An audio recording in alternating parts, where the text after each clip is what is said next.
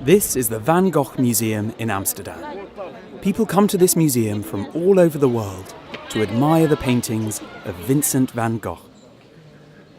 These days, Vincent is world famous, but when he was alive, hardly anyone knew his work. Do you want to know who he was? Take a journey back in time with us, and we'll tell you how Vincent became an artist.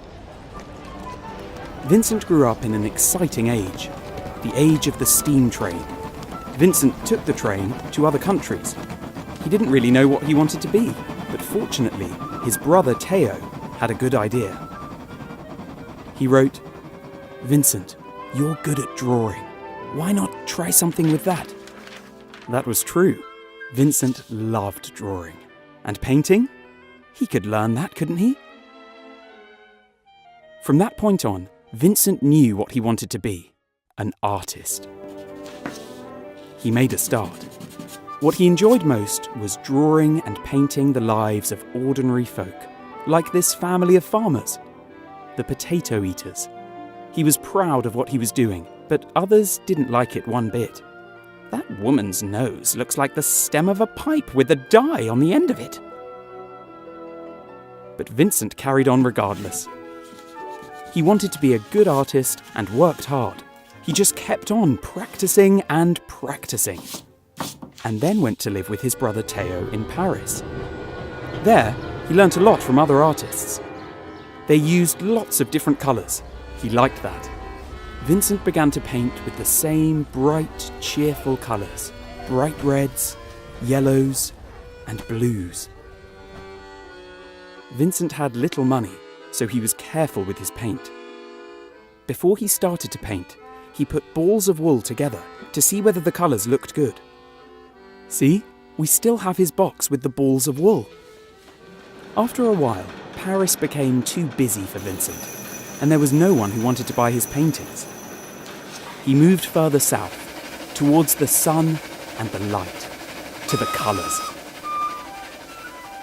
In the south of France, Vincent painted the colours of the corn, of the night, and the sea. Vincent looked very closely at the sea. After all, the sea was not just blue, it was made up of many more colours. Green, purple, blue, pink. The sea changes colour like the skin of a mackerel. Vincent wanted to paint life the way he saw it and felt it. He talked about that with others, but not everyone could understand that. What should be in a painting? Something that you can picture in your head? Or something that's there, before your eyes? Vincent sometimes even had arguments about that. That made him miserable. It made him unhappy. He became ill and confused. Very confused indeed.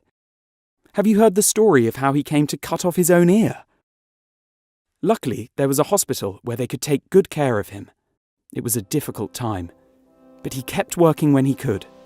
He created very beautiful paintings, like this one for his newborn nephew. Once he was feeling a little better, Vincent moved to the countryside, near Paris. All he did was paint and paint.